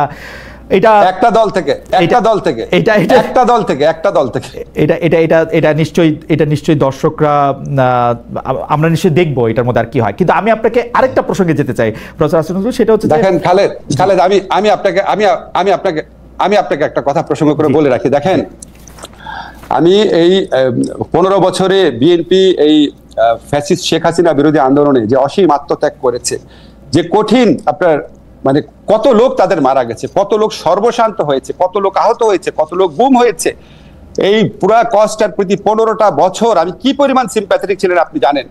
আমি যখন বেগম খালেদা জিয়া যখন ওনাকে বাইরে পাঠাচ্ছে না, বিবৃতি দেখেছি, বাংলাদেশের প্রতিনিধিত্ব আসা অনেক মানুষ আমার সাথে যে খারাপ ব্যবহার করেছে আপনি বিশ্বাস করতে পারবেন না। প্রসঙ্গ করে বলে রাখি, ডক্টর ইউনূসের পক্ষেও যখন বিবৃতি নিতে গেছি, আমাকে এই সমস্ত বহু কিছুর মধ্যে যেতে হয়েছে, সবকিছু তো ইমেইলে আছে। আমি তখন আরো 10-15 বছর পর জীবনে লিখবো, আপনারা অবাক হয়ে যাবেন। তা আমি যে এই দলটার প্রতি এত সিম্প্যাথেটিক মানে কি, আমি ওনাদের তো উনারাদেরও তো ভুল হওয়া সম্ভব, ওনারা 10টা কাজ ভুল করে একটা তো ভুল হতে পারে, যে ভুলটা আমি বলবো না।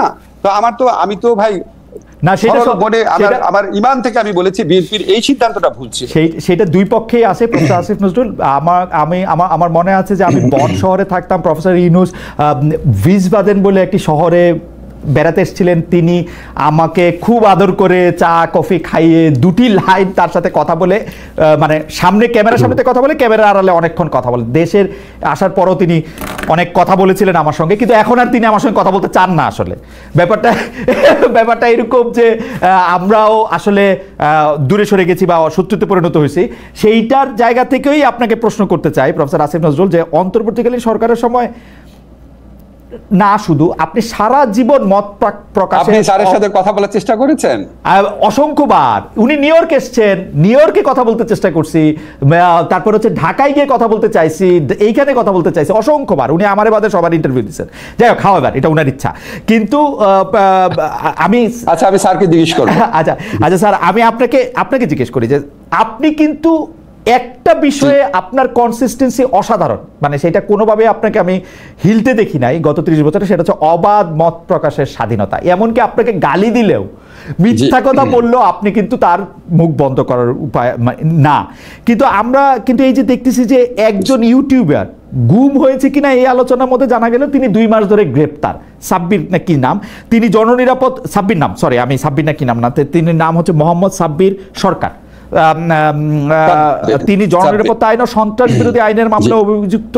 বিগত আমলে প্রণীত এইসব আইন দিয়ে একটা ইউটিউবারে প্রফেসর নজরুল, মানে আমার আর কিছু বলার নাই। মানে আপনি, মানে আমার খালি মনে হয় যে আপনি কিভাবে এগুলি মানে সহ্য করেন, বা মানে এটা কেমনে এটা সম্ভব আপনারা থাকতে।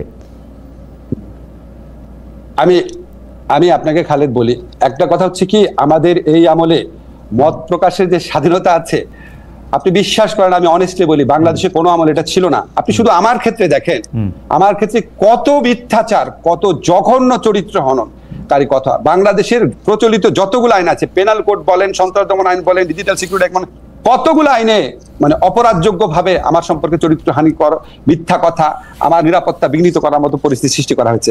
এর জন্য কি কেউ মামলা করেছে? আমাদের ইউনূস স্যারের বিরুদ্ধে করা হয়েছে, রেজওয়ানার বিরুদ্ধে করা হয়েছে, আমাদের সালাউদ্দিন স্যারের বিরুদ্ধে করা হয়েছে, কত উপদেষ্টার বিরুদ্ধে করা হয়েছে। এটার জন্য কি আমরা সরকার থেকে কোনো মামলা করেছি? আমরা করি নাই। এখন ধরেন জননিরাপত্তা প্রশ্নে যখন স্বরাষ্ট্র মন্ত্রণালয় এই জননিরাপত্তা নিয়ে ডিল করে, আমি আপনাকে অনেস্টলি বলি, বাংলাদেশে এই মুহূর্তে সবচেয়ে কঠিন হচ্ছে স্বরাষ্ট্র মন্ত্রণালয় চালানো।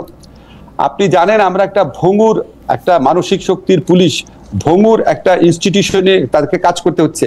এই পুলিশের মধ্যে হয়তো 30 জনের অন্তরে এখনো বাকশাল, এই মধ্যে হয়তো 30 জন বিএনপি তারা ভাবে তারা বঞ্চিত, 20 জন হয়তো জামাত সেভাবে সে বঞ্চিত, এবং তাদের সে মরাল স্ট্রেংথ নাই। এগুলি সমস্ত কিছু নিয়ে জননিরাপত্তার প্রশ্ন এত বেশি প্রবলেম হয়ে যায়, মব কালচার এত বৃদ্ধি পেয়েছে, মানুষের মধ্যে তার স্বাধীনতা প্রকাশ শুধু না, স্বাধীনতা মানে স্বাধীনতা দিয়ে অন্যের স্বাধীনতাকে খর্বকরণের প্রক্রিয়া বিভিন্ন গোষ্ঠীর মধ্যে এত বেশি বৃদ্ধি পেয়েছে, এত অ্যানার্কিস্ট গ্রুপ জন্ম নিয়েছে, এবং এদের বিরুদ্ধে ব্যবস্থা নেওয়া এত স্পর্শকাতর বিষয়ে পরিণত হয়েছে। এখানে সবকিছু ঠিক মতো করা যায় না। আর আপনি যেটা বলছেন আমার আত্মদহনের প্রশ্ন, যখন আপনি সরকারে থাকবেন তখন আপনার আত্মদহন প্রকাশ করতে হবে আপনার কলিগদের মধ্যে, আপনি তো তখন পাবলিকলি করতে পারবেন না। আপনি যেটি বলছিলেন যে আসলে এই সময়ে এসে আইনের শাসন প্রতিষ্ঠা করার ক্ষেত্রে এবং ন্যায় বিচার প্রতিষ্ঠা করার ক্ষেত্রে আসলে অনেকগুলি চ্যালেঞ্জ রয়েছে, কিন্তু আপনারা কিন্তু এই সরকার কিন্তু একটি জনতুষ্টিমূলক সরকারি মোরললেস, কারণ আমরা দেখতে পাচ্ছি যে জনতার মধ্যে থেকে যেই কথাটা উঠতে থাকে বা যেই দাবিটা সামনে আসে, সেই দাবিটার ক্ষেত্রে আপনারা কি বলবো যে মানে একটা হার স্বীকারই করেন। এই সাব্বিরের গ্রেফতারটার ক্ষেত্রে আমি দেখতে পাচ্ছি যে তিনি আসলে যেটি করতেন সেটি হলো সরকারের সমালোচনা করতেন, ডক্টর মোহাম্মদ ইউনূসের সমালোচনা করতেন, একদমই মানে শেখ হাসিনাকে সমালোচনা করার ফলে মুশতাক, তারপরে হচ্ছে যে ওগুলি আমাকে মনে করাইছে আর একটু বেশি সময় থাকলে, মানে শেখ হাসিনার থেকে তো আপনারা একটু ভালো স্যার, তো একটু ভালো হচ্ছেন আর কি স্যার, মানে কিন্তু এটা ডিগ্রিতে তফাৎ, বৈশিষ্ট্যে না স্যার। খালেদ আমি একটু বলি, হ্যাঁ আমি কিন্তু সাব্বিরের কেসটা পুরোপুরি জানি না, এক্স্যাক্টলি সাব্বির কি লিখেছে জানি না, ফলে আপনি যেটা বলছেন না হয়তো আমি আপনাকে প্রপারলি উত্তর দিতে পারছি না। কিন্তু আমি আপনাকে বলি, আমার ফেসবুক ফ্রেন্ডের মধ্যে আমার ফেসবুক পেজের মধ্যে যারা ঢাকা টিচার আছেন, সাংবাদিক আছেন, তারা ডক্টর ইউনূসকে যেই ভাষায় যেইভাবে সমালোচনা করে, এটা আপনি শেখ হাসিনার আমলে কল্পনাও করতে পারতেন।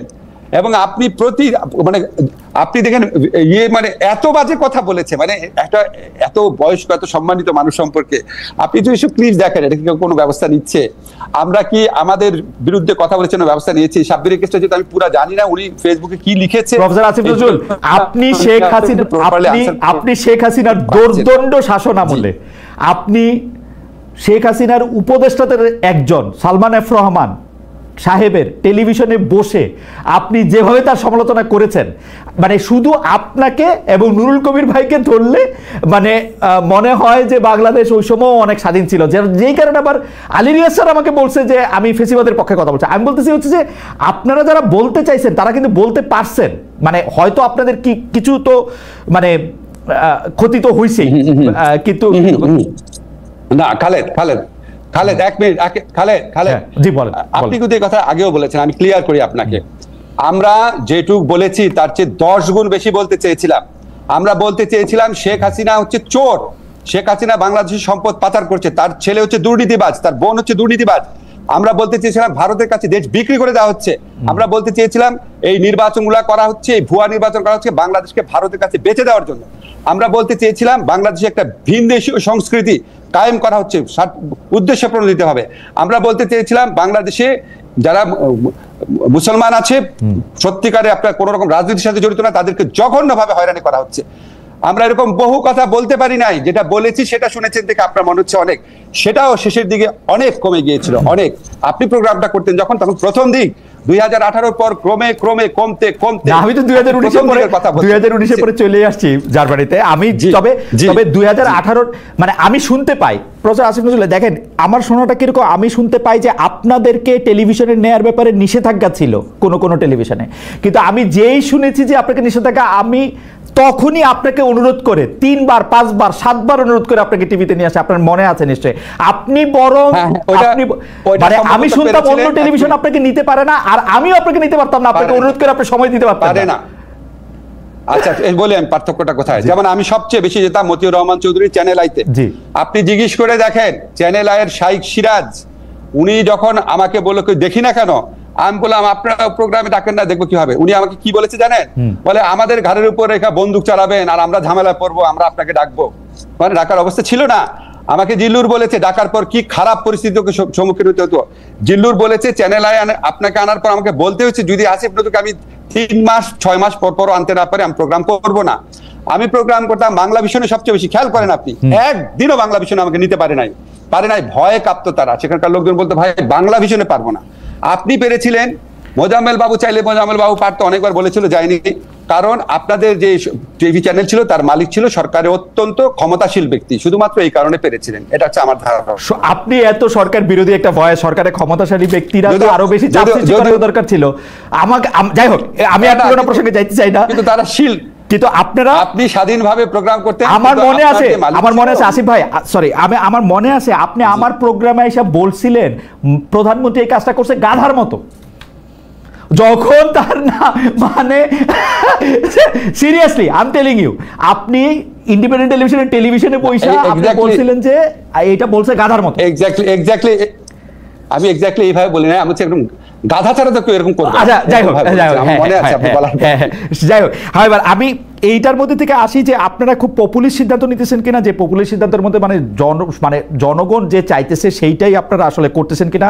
যেমন দেখেন প্রফেসর আসিফ নজরুল, আসলে প্রফেসর ইউনূসের কাছে থাকলে এগুলি প্রশ্ন প্রফেসর ইউনূসকে বলা উচিত। আমার মনে হয়েছে যে প্রফেসর ইউনূস আমাদেরকে মিথ্যাবাদী বলছে, যদিও মিথ্যাটা বলছে আপনার সরকার, আপনারা এই করিডোর নিয়েই বলেন, করিডোরের ব্যাপারে আমরা কোনো প্রশ্ন করি নাই যতক্ষণ পর্যন্ত পররাষ্ট্র উপদেষ্টা না বলছে যে আমরা এখানে একটা করিডোর দিতে যাচ্ছি।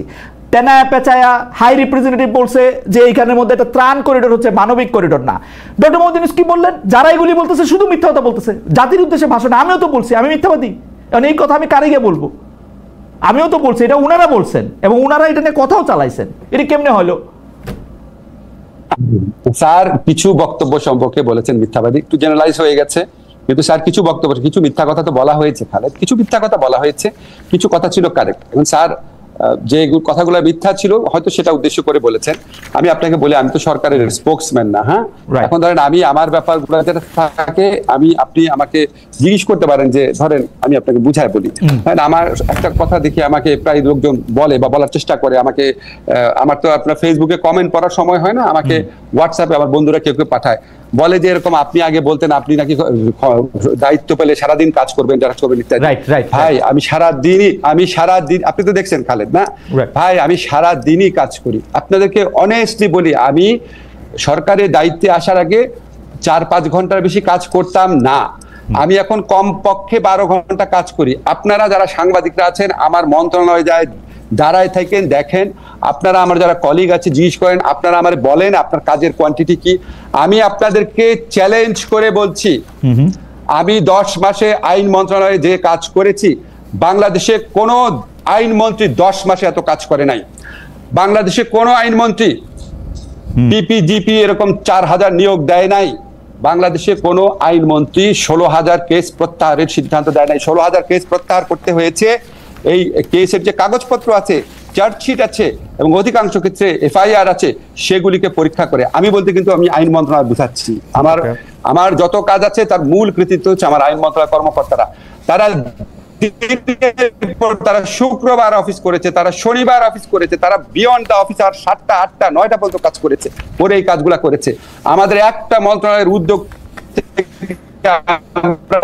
আন্তর্জাতিক অপরাধ আদালত পুনর্গঠন সপ্তাহে আমি এবং পূর্তমন্ত্রী সেখানে কাজের অগ্রগতি দেখতে গিয়েছি। আমরা আপনার সংস্কারের প্রসঙ্গে মেজর যে কোঅর্ডিনেশন, ইমিডিয়েটলি ইমপ্লিমেন্টেবল সংস্কার ভাগ করে করে বিভিন্ন মন্ত্রণালয়কে দিয়েছি। আমরা সংস্কার কাজ, সবচেয়ে বেশি সংস্কার কাজ করেছি। আমরা অন্য মন্ত্রণালয়কে যতভাবে পারা যায় আমাদের ওপিনিয়ন দিয়ে হোক, অ্যাডভাইস দিয়ে হোক, আমাদের কমেন্ট দিয়ে হোক সাহায্য করেছি। প্রত্যেক দিন রুটিন কাজ, আমার অফিসে একদিন আইসেন, এইরকম ফাইল জমে থাকে, সেই ফাইলগুলো ক্লিয়ার করতে হয়। এগুলির বাইরে এগুলি কাজ, রুটিন কাজের বাইরে। খালেদ আমাকে একটু বলতে দিবেন, আমি রুটিন কাজের বাইরে কি কি কাজ করেছি সেটা বললাম। আরেকটা কথা বলি আপনাকে, এই যে কাজ সকাল থেকে রাত পর্যন্ত, এই যে এইখানে এই অফিসে এই রুমের মধ্যে আমার বিল্ডিং অফিসে বসে মাঝে মাঝে 2টা বাজে কাজ করি। আমি আমাদের যে প্রবাসী কল্যাণের যে একজন কর্মকর্তা আছে, উনাকে ঈদের দিন আমার খেয়াল নাই, আমি কাজ করছিলাম সৌদি আরব, যে আমাদেরকে ড্রাফট এগ্রিমেন্টটা পাঠিয়েছে, সেই এগ্রিমেন্টের ভিত্তিতে আমাদের সেটা আমি নিজে করছিলাম, নিজে করে আমাদের একজন কর্মকর্তাকে পাঠিয়েছি। উনি আমাকে অবাক হয়ে ফোন করছে, বলে স্যার আজকে না ঈদ, আপনি কাজ করতেছেন? আমি অবাক হয়ে বললাম, ঈদ হচ্ছে কি হয়েছে? আমার তো সময় নাই, আমার বন্ধের মধ্যে কাজগুলো আগায় রাখতে হবে। এবং আমার কাছে দুঃখ লাগে কি, যে আমি কি ভাই আপনারে ভিডিও করে দেখাবো সকাল থেকে রাত পর্যন্ত কি কাজ করতেছি? আপনার খবর নেন না, আপনার কাজের কোয়ান্টিটি দেখেন না। আমি তো আপনার বললাম, এই যে চ্যালেঞ্জ করলাম না, 10 মাসে এর চেয়ে বেশি কাজ কে করতে পারে? Humanly possible? খালি আপনাকে কোয়ান্টিটি ওয়াইজ বলি, আমি প্রতিদিন এভারেজে 12 ঘন্টা কাজ করি, এখানে আমি 4-5 ঘন্টা কাজ করতাম। এবং আমি আপনাকে বলি, প্রথম একটা কথা বলি, প্রথম 2 মাস 3 মাস আমি 16 ঘন্টা কাজ করতাম। প্রথম 1 মাস আমি এভারেজে 3 ঘন্টা ঘুমাতাম। আমি জীবনে কোনোদিন, আমি একমাত্র পিএইচডি করার সময় লাস্ট যখন এডিট করছিলাম, ওই লাস্ট 3 মাস এতটুকু কষ্ট করেছি, জীবনে আমি এত কষ্ট করি নাই। আমি প্রফেসর আসিফ নজরুল, আসলে আমাদের একটু সময়, আজকে আমাদেরকে একটু যদি বেশি সময় দেন, আমাদের একটু দেরিও হয়ে গেছে শুরু করতে, কারণ অনেকগুলি বিষয়ে আসলে অনেক দর্শক শুনতেও চাইছেন। প্রফেসর আসিফ নজরুল, আপনি জানেন যে আমরা একটু আইনের প্রসঙ্গে আপনার একটু দৃষ্টি আকর্ষণ করি, যে গত ফেব্রুয়ারি মাসে আপনি একটি বক্তব্য দিয়েছিলেন, যেখানে আপনি বলেছিলেন যে হুটহাট কাউকে জামিন দেবেন না। আমি আপনাকে কোট করছি, যিনি জামিনের যোগ্য তাকে বঞ্চিত করবেন না। অনেকেই বলছেন আইন উপদেষ্টার চেয়ারে থেকে আপনি যখন এটি বলছেন, তখন সেটা বিচার বিভাগের, শাসন বিভাগের হস্তক্ষেপের ইঙ্গিত হিসাবে এটিকে দেখতে হবে। শোনেন, আমি 2টা কথা যদি আপনি একসাথে দেখেন, তাহলে হস্তক্ষেপের ইঙ্গিত হবে না। আপনি একটা জিনিস মনে রাখতে হবে, যে আমাদের এখানে বিচার বিভাগও তারা প্রচন্ড আত্মবিশ্বাসহীনতায় ভুগছিল, কারণ শেখ হাসিনার আমলে তাদেরকে দাসত্বের মধ্যে দিয়ে কাজ করতে হয়েছে। তারা কি ডিসিশন নিবে না, প্রত্যেকটা জিনিস আইন মন্ত্রণালয়ের কাছে তাদেরকে বলতে হতো, মুখ চেয়ে থাকতে হতো। এগুলো আপনি জানেন, এগুলো বানানো কথা না। আমি পলিটিক্যাল কেসের কথা বলছি, নর্মাল কেসের না। এখন ধরেন তাদের তো, আমি তো আর ফোন করি না তাদের, আমি তো ডিরেকশন দেই না। জেনারেল যে রুলটা আইনের ক্ষেত্রে, জেনারেল যে রুলটা, সেটাই তো আমি বলেছি, আপনি হুটহাট করে জামিন দিবেন না, আবার যারা ডিজার্ভ করে তাদেরকে বঞ্চিত করবেন না। কারণ আগের আমলে হুটহাট করেই জামিন দেওয়া হতো, আওয়ামী লীগের লোকদের, আর যারা পাওয়ার কথা তাদেরকে বঞ্চিত করা হতো বিএনপির লোকদের বা জামাতের লোকদের বা আপনার হেফাজত ইসলামের লোকদের। সেই জন্য আমি কার্ডিনাল প্রিন্সিপালটা বলেছি, কার্ডিনাল প্রিন্সিপালটা আমি ওপেনলি বলেছি। আমি যদি হস্তক্ষেপই করতে চাবো, আমি কি গাধা? আমি কি ওপেনলি বলবো? তাহলে আমি ফোন করে বলবো যে এটা করো। দুইটা বিষয় প্রফেসর আসিফ নজরুল, আপনি আইনের শিক্ষক হওয়ার কারণে জুডিশিয়ারিতে যারা আছে তাদের অনেকেই আপনার ছাত্র, এমনকি উচ্চ আদালতেও আপনার ছাত্রদের মধ্যে অনেকে রয়েছেন। কিন্তু আপনি যখন আইন উপদেষ্টা মানে সরকারের নির্বাহী বিভাগের চেয়ারে বসে যখন এই কথা বলেন, তখন যারা জুডিশিয়ার মানে যারা চালান তাদের ক্ষেত্রে এটা মনে হইতে পারে কিনা যে স্যার আমাদেরকে ধমক দিচ্ছেন, যেই ধমকটা আসলে আপনার দেওয়ার কথা না? যে ধমকটা তো খুব ভালো ধমক, হুটহাট করে জামিন দিবেন না, মানে যেটা জামিন পাওয়ার যোগ্য না সেটা দিবেন না, আর যেটা জামিন পাওয়ার যোগ্য সেটা দিবেন। এটা ধমক কোথায় হলো? এটা তো সৎ উপদেশ। আমি তো বলেছি যে জামিন পাওয়ার যোগ্য মানে বঞ্চিত করবেন না। এখন আমরা আপিল টু আপিল কম্পেয়ার করি, ধরেন আনিসুল হক সাহেব যদি এই কথা বলতেন শেখ হাসিনা আমলে, আপনি এটা পছন্দ করতেন কিনা বিং ল মিনিস্টার? ঠিক এই কথাটাই আনিসুল হক বললে, হ্যাঁ আনিসুল হক এটা বললে পছন্দ করতাম না, কারণ আনিসুল হক 15 বছর বিএনপির লোকদেরকে যেভাবে জামিন বঞ্চিত করেছেন, উনার আমলে খালেদা জিয়ার যেভাবে বিচার হয়েছে, তারেক রহমানের যেভাবে বিচার হয়েছে, উনার আমলে যেভাবে গুম করা হয়েছে, ওই আমলের প্রেক্ষিতে মনে হতো এই লোকটার মধ্যে অশুভ কোনো চিন্তা আছে, প্রত্যেকটা কথার মধ্যে একটা অশুভ আছে। আমরা তো এগুলি করি নাই, আমরা তো কাউকে গুম করি নাই। কিন্তু জামিন দেওয়ার ক্ষেত্রে কি করেছেন প্রফেসর আসিফ নজরুল, আপনি একটু দৃষ্টি আকর্ষণ করতে চাই। ধরেন আমার বন্ধু শাকিল, তার স্ত্রী রূপা, তাদের বিরুদ্ধে যে হত্যা মামলা হয়েছে, সেই হত্যা মামলায় তাদের জামিন পাইতে কোন জায়গায় আটকায়? আমি তো আটকানোর জায়গা দেখি না। মামলা থাক, হত্যা মামলা থাক, আরো 10টা মামলা থাক, কিন্তু তাদেরকে জামিনে কোথায় আটকায়? আমি তো আইনের জামিনে আটকাইতে দেখি না স্যার, আমাকে যদি একটু আলোকিত করতেন। একই তো কথা, সরকারের পছন্দ করে না, আপনারা এখন মানে সরকারের বিরুদ্ধে, সেজন্য আপনি আদালতে রাইখা দিচ্ছেন, মানে তাদের জামিন হবে না। আজকে 10 মাস হয়েছে। আচ্ছা, আমি মাঝখানে আপনার কথা শুনি নাই, বাট আমি বুঝতে পারছি আপনি শাকিল, ফারজানার উপর কথা বলেছেন। দেখেন, আপনাকে আমি একটা স্পষ্ট কথা বলি, আপনারা একটু জিনিস লক্ষ্য করবেন, কিছু ক্ষেত্রে কিন্তু আমরা বিচারিক আদালতে থেকে জামিন হয়েছে, কিছু ক্ষেত্রে হওয়ার পরই আপনার স্বরাষ্ট্র মন্ত্রণালয় থেকে শোন অ্যারেস্ট দেখিয়েছে, কারণ অন্য কেউ লোক মামলা করে দিয়েছে। যেমন একটা এক্সাম্পল আপনাকে বলি, ইঞ্জিনিয়ার মোশাররফ, সাবেক এমপি দবিরুল ইসলাম, ওনারা অসুস্থ, ওনারা কিন্তু জামিন পেয়েছে, 3-4টা মামলা জামিন পেয়েছে। তারপর সাথে সাথে জামিন পাওয়ার সাথে সাথে, এখন বিএনপি করে না জামাত করে নাকি ছাত্ররা করে আমি জানি না, সাথে সাথে একটা মামলা হয়, সাথে সাথে শোন অ্যারেস্ট দেখায়। আপনি এগুলি স্ক্রুটিনাইজ করে দেখেন। কিছু ক্ষেত্রে ধরেন একটা গণ আন্দোলনের পর, যেখানে গণ অভ্যুত্থানের পর, যেটা একটা বিপ্লবের সম্ভাবনা সম্পর্ক, যেখানে সত্যি 1000 থেকে 1500 লোক মারা গেছে, যেখানে হাজার হাজার লোকের অঙ্গহানি হয়েছে, যেখানে এত বড়, আপনি খেয়াল করেন খালেদ, যখন এরশাদ আমলে টোটাল 9 বছরে 42 জন মারা গেছে, তারপরে মানুষ 2-3 সপ্তাহে 1000-1500 লোক মারা যাওয়ার পর মানুষের মনে যেই ক্রোধ তৈরি হয়, মানুষের মনে বিচার বিভাগ পুলিশের প্রতি যে রাগ তৈরি হয়, যে 15 বছরে তুমি আমার জামিন দাও নাই, 15 বছরে তুমি আমার ফলস কেসে ঢুকাইছো, তখন বিচারক কি নিজেই ভয় পায় কিনা, বিচারক কি সেনসিটিভিটির বিচারে সে নিজেই জামিন দিতে ভয় পায় কিনা, সেটা তো জিজ্ঞেস করার এখতিয়ার আমার নাই। এগুলি অনেক কিছু ডাইমেনশন আছে। এই পরিস্থিতি বাংলাদেশে কখনো হয় নাই।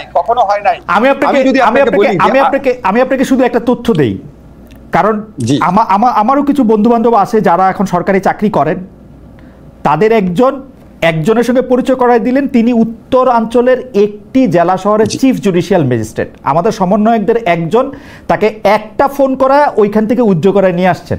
এই হচ্ছে গল্প। তারপরে আর স্বাভাবিকভাবে মামলা কার্যটা কেমনে চলবে?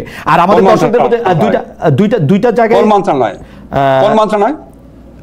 না, আপনার চিফ জুডিশিয়াল ম্যাজিস্ট্রেট তো, চিফ জুডিশিয়াল ম্যাজিস্ট্রেট আইন মন্ত্রণালয়ের অধীনেই। অসম্ভব কোন সমন্বয়কের ফোনে চিফ জুডিশিয়াল ম্যাজিস্ট্রেট চেঞ্জ করব?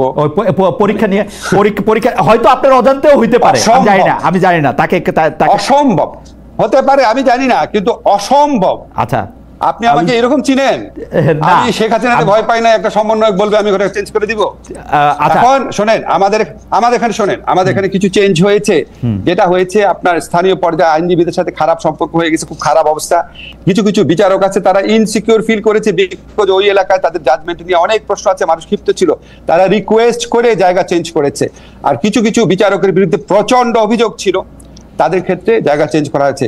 এখানে কোনো সমন্বয়কের কথায় বা কারো কথায় আমরা কাউকে পরিবর্তন করি নাই, সরি। ওকে, আপনাকে যে বলেছে, আমি তাকে চ্যালেঞ্জ করলাম, আপনি উনাকে বললেন আমার সাথে গোপনে যায় দেখা করে বলতে দেখাতে, আমি তাকে প্রতিকার দিব যদি এরকম কিছু আমার অজান্তেও হয়ে থাকে। আচ্ছা ঠিক আছে, আমি তাকে বলবো অবশ্যই, এবং তিনিও নিশ্চয়ই আজকে এই অনুষ্ঠান দেখছেন এবং তিনি নিশ্চয়ই সরাসরি বলবেন হয়তো। আর আমাদের দর্শক আরেকটা প্রশ্ন করেছেন যে এই যে 4-5টা বিষয় নিয়ে, একটা হচ্ছে চিন্ময় কৃষ্ণ দাসের জামিন, 2 হচ্ছে সাগর রুনির হত্যাকাণ্ডের ব্যাপারে আপনি কোনো এটা কিছু বলবেন কিনা, সবচেয়ে বেশি প্রশ্ন আর কি এগুলি নিয়ে, এবং বিডিআর মিউটিনি যেটা আছে সেটার ক্ষেত্রে সরকার কোনোভাবে ওই মামলাটাকে সেনাবাহিনীর ভয়ে বা অন্য কোনো কিছুর কারণে প্রভাবিত করতেছে কিনা। চিন্ময় কৃষ্ণ দাস, প্রথম কথা হচ্ছে বাকি যে দুটো প্রসঙ্গ বলছে সেটা আমার মন্ত্রণালয়ের অধিভুক্ত বিষয় না, আমি এটা সম্পর্কে আপনাকে কারেক্ট ইনফরমেশন দেওয়ার মতো অবস্থায় নাই। চিন্ময় কৃষ্ণ দাসের ব্যাপারে উনি সম্ভবত হাইকোর্টে জামিন পেয়েছিলেন, রাইট? হাইকোর্টে জামিন পেয়েছিলেন, হাইকোর্টে জামিন পাওয়ার পর এগেইন ওনাকে বোধহয় নতুন কেস দেওয়া হয়েছে। আপনি একটু খোঁজ নিন, যখন একটা নতুন কেস দেওয়া হয় ওই কেসটা কি আমরা পুলিশ দিয়েছে বা সরকার দিয়েছে, আপনি একটু খোঁজ দিয়ে দেখেন। আপনাকে আমি একটা জিনিস চ্যালেঞ্জ করে বললাম, আপনি বলতে চান শেখ হাসিনা গভর্নমেন্টের সাথে আমাদের পার্থক্য হচ্ছে শেখ হাসিনা গভর্নমেন্ট আমলে পুলিশ নিজে মামলা দিত, আমাদের সময় পুলিশ মামলা দিয়েছে কিনা আপনাকে চ্যালেঞ্জ করলাম।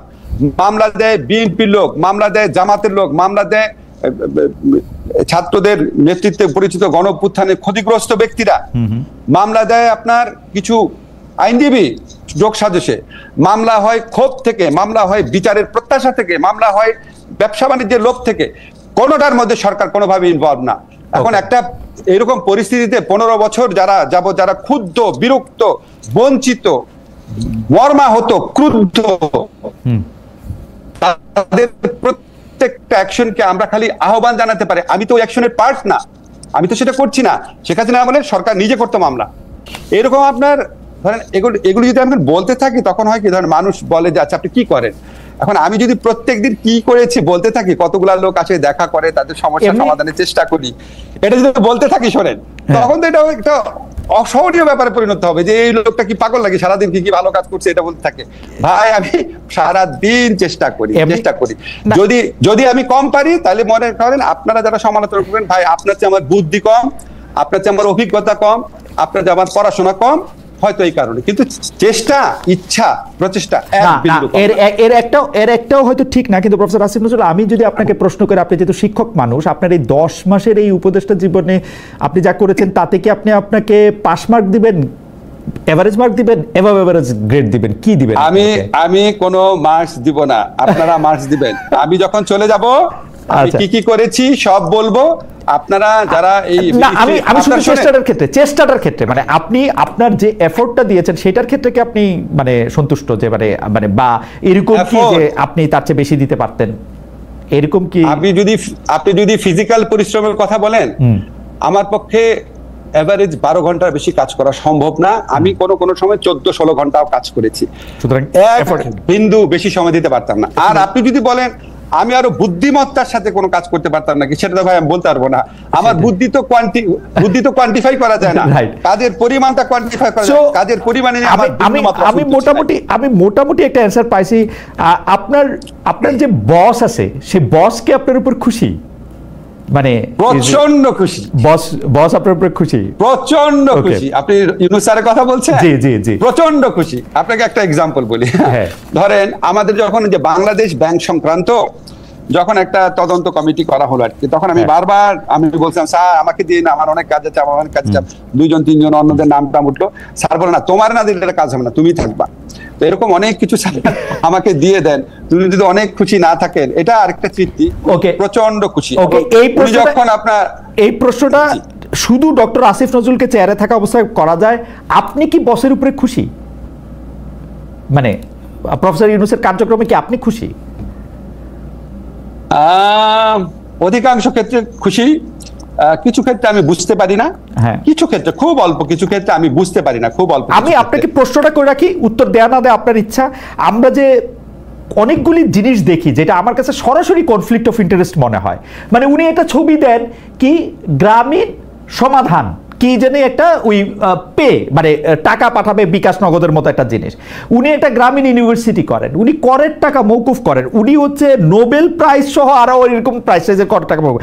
এগুলি এই এই মানে প্রফেসর আসিফ নজরুল, আপনারা থাকতে এই কনফ্লিক্ট অফ ইন্টারেস্ট নিয়ে বলার তারে কেউ নাই? Is it possible?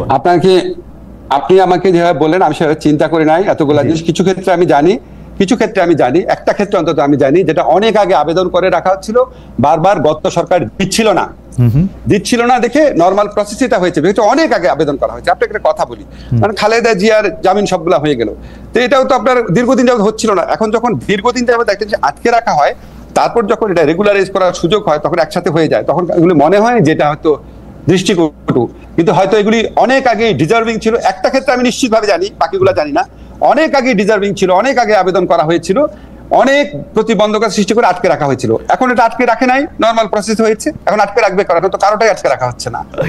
আপনারা যখন এরকম সমালোচনা করবেন, আমার মনে একটুখানি ভিতরে তথ্য জেনে, ধরেন গ্রামীণ বিশ্ববিদ্যালয় কত বছর আটকে ছিল জেনে নিয়ে করলে ভালো হয়। আমি আপনাকে ভিতরের তথ্য নিয়ে আমি আপনার সাথে আরেকদিন নিশ্চয়ই আমরা বসবো। যেমন গ্রামীণের এটা আটকে ছিল, এটাকে আটকে থাকা বলে না, এরকম আরো 10টা কোম্পানি আমি নিজেও করতে চাই গ্রামীণ সমাধান। এইটা হচ্ছে যে একটা মানে এর চেয়ে ভালো জিনিস আর হইতে পারে না স্যার। একটা গ্রামীণ সমাধানের লাইসেন্স যদি আপনি আমাকে দেন, এর চেয়ে ভালো জিনিস আর হইতে পারে না, আপনি আমাকে একটা দেন। এখন আপনি বলবেন তো যে উনার মানে মানে আমি জানি না, একটা গ্রামীণ ইউনিভার্সিটি, আমি আপনাকে চিনি স্যার, আপনি জীবনে এটা করতে পারতেন না। আমি আপনাকে বলি না, আমি তো এন্টারপ্রেনার না, আমি আপনাকে বলি যে জিনিসটা আমি জানি না, তাও আমার বসের সম্পর্কে আমার অত্যন্ত শ্রদ্ধেয়, আমারও অত্যন্ত শ্রদ্ধেয়, আমাকে উনি ভালোবাসেন কিন্তু, মানে প্রফেসর আসিফ নজরুল আপনি জানেন আমাকে উনি ভালোবাসেন কিন্তু, মানে আমিও ওনাকে অনেক শ্রদ্ধা করি। আমি যেহেতু জিনিসগুলো বেশি জানি না, কাজে আপনি এটা আমাকে জিজ্ঞেস করা অনুচিত হবে। আপনি যদি আমাকে বলেন যে ইউনুস স্যারের ব্যাপারে নিয়ে আপনার প্রশ্ন করবেন, স্যারের অনুমতি নেই, স্যার যদি আমাকে অনুমতি নেয় আমি আর একটা প্রোগ্রামে আসবো। আরেকটা কথা আপনাকে বলি, আরেকটা কথা আপনাকে বলি, একটা মিনিট ধরেন, আমি কোনো এন্টারপ্রেনার না, ফলে আমার তো কোনো কিছু পাওয়ার কথা না, কিন্তু আমি আপনাকে একটা জিনিস বলে রাখি, আমার এই 10 মাসের উপদেষ্টা জীবনে আমার ভাই বোন আত্মীয় স্বজন একটা মানুষ মিনিমামতম কোনো আনুকূল্য পায় নাই, বরং আমার যে আপন দুলা ভাই, সে সুপ্রিম কোর্টের বিল্ডিং এ যেই জায়গায় বসতো সেখান থেকে তারা উঠায় দেওয়া হয়েছে, ঠিক আছে, সে ওখান থেকে স্থানচ্যুত হয়েছে। এবং আমি মানে আপনাকে কি বলবো আর কি, এটা হচ্ছে আমার প্রিন্সিপাল।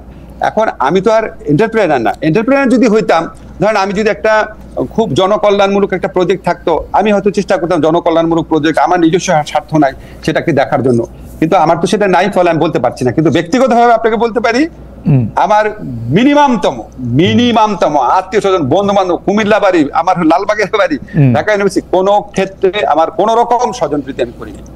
এবং আমার আরেকটু বলি, আমার জানা মতে যেসব উপদেষ্টারা আমার সাথে ঘনিষ্ঠ, যারা ঘনিষ্ঠ, আমার জানা মতে তারা কেউ করে নাই, আমার জানা মতে। আচ্ছা, স্বজনপ্রীতি আপনি কিরকম বলবেন? মানে ধরেন ভাইয়ের ছেলেকে প্রেস উইং এ নিয়োগ দেয়া কি স্বজনপ্রীতি? যদি সেটা আপনার যোগ্য হয়, এটা অন্য বিবেচনা থাকতে পারে। আপনি তো স্বজনপ্রীতি ডেফিনিশন প্রীতি সব জায়গাতে একরকম হয় না, আপনি যে কোনো জিনিসের সংজ্ঞা সবার কাছে একরকম হয় না। এখন যদি কারো কাছে মনে হয় যে না সে ডিজার্ভিং এবং সে প্রপার প্রসেসের মধ্যে দিয়ে আসছে, হতে পারে, আবার কারো কাছে মনে হতে পারে না ডিজার্ভিং হলেও প্রপার প্রসেসের মধ্যে হলেও আমি নিব না। কেউ হয়তো সমালোচনার ভয় করে, কেউ যদি মনে করে যে আমি যেহেতু ভালো কাজ করছি আমি সমালোচনাকে কেয়ার করবো না, থাকতে পারে মানসিকতার। যথেষ্ট প্রশ্ন হয়েছে খালেদ। আচ্ছা ঠিক আছে, আমি আসলে এই প্রশ্নটা মানে আমি জানি যে আপনাকে করা, বাট ঘটনা হইতেছে হচ্ছে যে আমরা তো আসলে একটা অন্যরকম বাংলাদেশের একটা স্বপ্ন আপনারাই আমাদেরকে দেখাইছিলেন, মানে প্রফেসর আসিফ নজরুলের জন্য, প্রফেসর ডক্টর মোহাম্মদ ইউনূসের জন্য আমরা একটা অন্যরকম বাংলাদেশের স্বপ্ন দেখছিলাম, যেই স্বপ্নটা বাস্তবায়ন করতে আমাদের সাহায্য করছে হচ্ছে আমাদের ছাত্ররা, আমাদের বাচ্চারা। তো আমরা এই স্বপ্নটা যাতে আর দেখতে পারি, সেই দেখে যেতে পারি। আমি আর প্রশ্ন করতে চাই না, আপনি যদি আমাদের উদ্দেশ্যে আর কিছু বলেন আমরা শেষ করি অনুষ্ঠান। তাহলে আজকে আপনাকে অনেক ধন্যবাদ, অনেকগুলি প্রশ্ন আসলে করছি, কিছু হয়তো আপনাকে মানে না ঠিক আছে, সেই স্বপ্নের কিছু লক্ষণ কিন্তু আছে। দেখেন, বাংলাদেশের ইতিহাসে এরকম হজ হয়েছে কখনো? বাংলাদেশের ইতিহাসে এরকম ঈদের মধ্যে আপনার হয়েছে যে দ্রব্যমূল্যের দাম বাড়েনি, রোজার মধ্যে দাম বাড়ে নাই, এত বড় একটা গণ অভ্যুত্থান হলো, কোনো এক্সচেঞ্জ রেট পরিবর্তন হয়নি, পৃথিবীর কয়টা দেশে হয়েছে? সংস্কারের কাজ হচ্ছে, 10-12টা ভালো ভালো আইন হয়েছে, আমাদের প্রবাসীদের জন্য একটা অত্যন্ত ইম্পর্টেন্ট কাজ হয়েছে, যেটা আপনার ওই যে আপনার অ্যাটর্নি করার ক্ষেত্রে আর কি, পাওয়ার অফ অ্যাটর্নি দেওয়ার ক্ষেত্রে অনেকগুলা কাজ হয়েছে। তো হয়তো আরো বেশি কাজ করা যেত। ইনশাআল্লাহ বাকি 10 মাস যেন আমরা আরো ভালো কাজ করতে পারি, দোয়া করবেন। আমাদের প্রচেষ্টা কোনো রকম ঘাটতি নাই। আর প্রফেসর আসিফ নজরুল, মাননীয় আইন উপদেষ্টার কাছে আমি একটু অনুরোধ করে রাখি যে আমাদের আসলে সবসময় ইচ্ছা থাকে আমরা আসলে আপনাকে পাই, যত দ্রুত পাবো ভাবি বা যত ফ্রিকোয়েন্টলি পাবো ভাবি, তার চেয়ে আপনাদের ব্যস্ততা থাকেই, কিন্তু অন্যান্য উপদেষ্টারাও যদি আমাদের সাথে আসলে কথা বলেন, প্রধান উপদেষ্টা যদি আমাদের সাথে কথা বলার সুযোগ দেন, তাহলে আমাদের জন্য আসলে জানা বোঝা এবং মানে সবচেয়ে বড় কথা হইলো আপনারা যদি মনে করেন যে আমরা আপনাদের শত্রু না, যে যদিও একটা দুইটা প্রশ্ন যেটা আপনি লাইক নাও করতে পারেন, সেই জন্য আমরা আপনাদের শত্রু না, এটা যদি জ্ঞান করেন আর কি, তাহলে আমাদের জন্য সুবিধা হয় আর কি। প্রফেসর আসিফ নজরুল, আপনাকে অনেক ধন্যবাদ। আপনি আসলে কোনো প্রশ্নের কোনো বার দেন নাই, কোনো প্রশ্ন শুনতে চান নাই।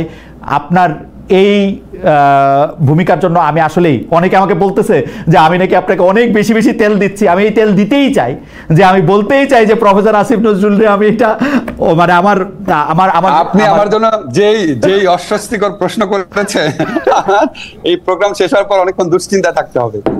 না প্রফেসর আসিফ নজরুল, আপনাকে অনেক ধন্যবাদ। আমি আপনার সাথে মানে কথা বলা সবসময় আনন্দদায়ক, ক্যামেরার ভিতরে এবং বাইরে, এবং দর্শকদেরকেও ধন্যবাদ জানিয়ে